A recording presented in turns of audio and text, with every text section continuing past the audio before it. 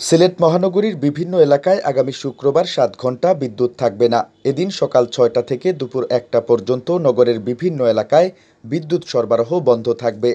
বুধবার সন্ধ্যায় সিলেটের বিক্রয় ও বিতরণ বিভাগ ২ এর প্রকৌশলী শামস ই আরেফিনের প্রেরিত বিজ্ঞপ্তিতে এই তথ্য জানানো হয়। বিজ্ঞপ্তিতে উল্লেখ করা হয় ৩৩/১১ কেভি উপশহর উপকেন্দ্রের আওতাধীন উপশহর শিবগঞ্জ, সোনাপাড়া, টিলাগড়, লামাপাড়া, সবুজবাগ, হাতিমবাগ, ধোপাদিঘির পাড়, সোবানীঘাট, মীরাবাজার, বিশ্ব রোড, যতরপুর, মীরাবাজার, চালিবন্দর, কাষ্ঠগড়, কালীঘাট, মহাজনপট্টি, মাছিমপুর, সোনারপাড়া, মজুমদারপাড়া, খারপাড়া, মীরাপাড়া, শাপলাবাগ, মুক্তির চক, কল্যাণপুর, টুলটিকর, মীরের চক, মুরাদপুর, মেন্দিবাগ, কুশিঘাট, সাদাটিকর ও তৎসংলগ্ন এলাকাসমূহে বিদ্যুৎ থাকবে না।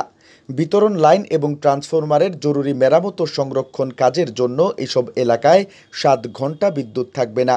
এছাড়া একই সময়ে ৩৩/১১ কেভি এমসি কলেজ উপকেন্দ্রের আওতাধীন টিবি হাসপাতাল, মিতালি টিলা, রায়নগর, রাজবাড়ী, নায়রপুল, কুমারপাড়া, চারাদিঘির পাড়, বারুদখানা, জিন্দাবাজার, কাজীটোলা, মিরবক্সটোলা, নয়া সড়ক, জেল রোড, আরামবাগ, বালুচর, কৃষি বিশ্ববিদ্যালয়, ইঞ্জিনিয়ারিং কলেজ ও তৎসংলগ্ন এলাকাসমূহে বিদ্যুৎ থাকবে না।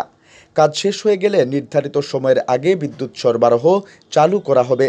সাময়িক বিদ্যুৎ সরবরাহ বন্ধ থাকার জন্য দুঃখ প্রকাশ করেছে বিদ্যুৎ বিভাগ।